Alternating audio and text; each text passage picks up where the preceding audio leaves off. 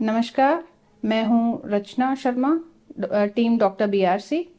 Cancer के इलाज के चलते किस तरह से सर्जरी, कीमोथेरेपी और रेडिएशन अपने आप में ही एक भयंकर साइड इफ़ेक्ट्स लेकर आते हैं, उसी की एक टेस्टिमनी आपके सामने लेकर आए हैं। ये कहानी है मिस्टर गोपाल व्यास शर्मा जी की, जो कि सहजपुर एमपी से हमारे आरटी कैंप के दौरान ज्वाइन किए थे हमें।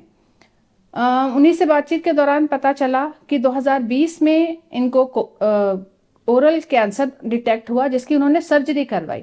सर्जरी के बाद ना तो वो कुछ खा पाते थे, ना ही कुछ बोल पाते थे। इस तरह से इसी दिक्कत में उन्होंने 4 साल गुजार दिए।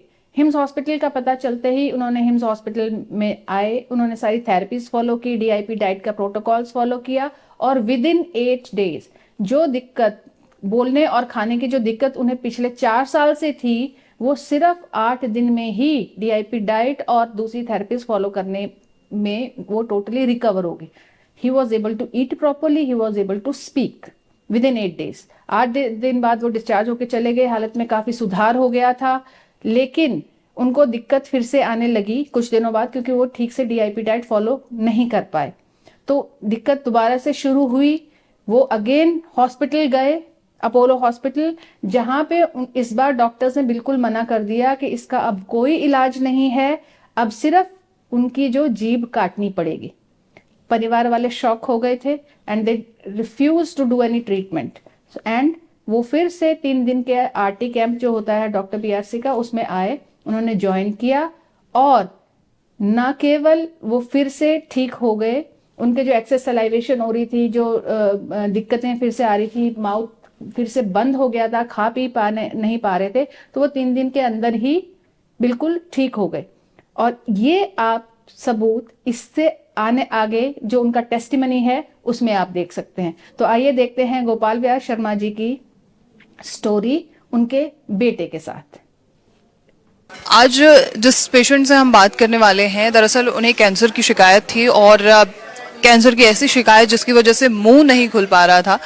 लेकिन अभी आप पेशेंट को देखेंगे, वो बकायदा खाना खा रहे हैं, वो बोल पा रहे हैं। एंड ये जो है एक असलियत का जो प्रूफ होता है, एविडेंस होता है, वो चीज़ हमारे सामने है। लेकिन जो पेशेंट के अटेंडेंट हैं, हम उनसे बात करेंगे, संतोष जी। अब संतोष जी बताइए, कब इशू हुआ था गोपाल जी को? सन 2020 में इनका सर्जरी हुआ। उसके बाद दोबारा फिर 2023 में फिर से पुनः वो परेशानी आने लगी और सभी जगह से उम्मीद छूट चुकी थी।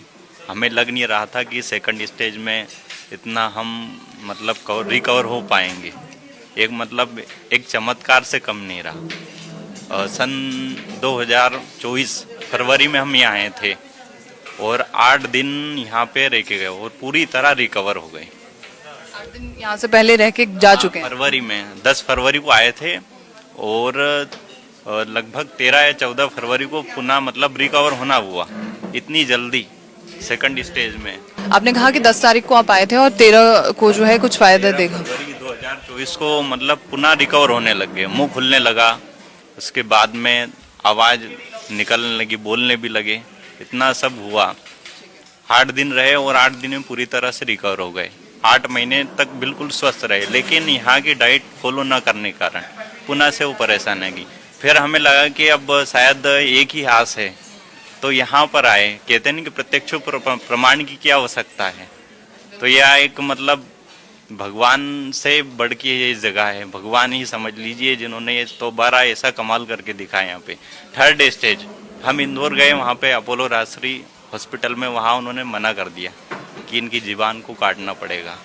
लेकिन पुनः फिर हमारा यहाँ विश्वास जाएगा कि हाँ, हमें पुनः से जाना चाहिए, आचार्य मनीष जी के यहाँ पुनः जाना चाहिए। और यहाँ आने के तीसरे दिन से आराम लगने लगा। पहले मुंह नहीं खुल पा रहा था, उसके बाद में बोल नहीं पा रहे, अब बोल भी पा रहे और मुंह भी खुल रहा है। और पहले जो लार थी वो भी बहुत निकल रही थी, अब बिल्कुल मतलब रिकवर होने लगे जी। आप दूसरी बार यहाँ पर आए हैं, कोई मतलब परिवर्तन आपको नजर आया है यहाँ पर? जी, बहुत अच्छा लगा यहाँ आने के बाद। मतलब एक प्रकार से इसको आरोग्य शांति ग्राम का नाम हम देना चाहेंगे। और आरोग्य जो हिम्स हॉस्पिटल है, इसकी पूरी टीम आचार्य मनीष जी को बहुत बहुत धन्यवाद कहना चाहेंगे। बहुत बहुत, जितना मतलब दिए को, सूर्य को दीपक दिखाने जैसा इनके लिए कहना रहेगा, इससे कम नहीं रहेगा। क्या थेरेपी वगैरह दी गई है, कुछ बताएंगे आप मुझे संतोष? थेरेपी वोमिटिंग के माध्यम से डिटॉक्स किया गया, बस्ती के माध्यम से, शिरोधारा, ये सारी थेरेपी जितनी भी पद्धतियाँ पुरानी, मतलब जो पाश्चात जो रहती है उसको पूरी तरीके से नस्त नाबूद कर दिया इस आयुर्वेदिक पद्धति ने, आचार्य मनीष जी के द्वारा। उनका बहुत बहुत धन्यवाद। Thank you so much sir. अगर आप अपना क्लिनिक स्टार्ट करना चाहते हैं या अपने एग्जिस्टिंग क्लिनिक को अपग्रेड करना चाहते हैं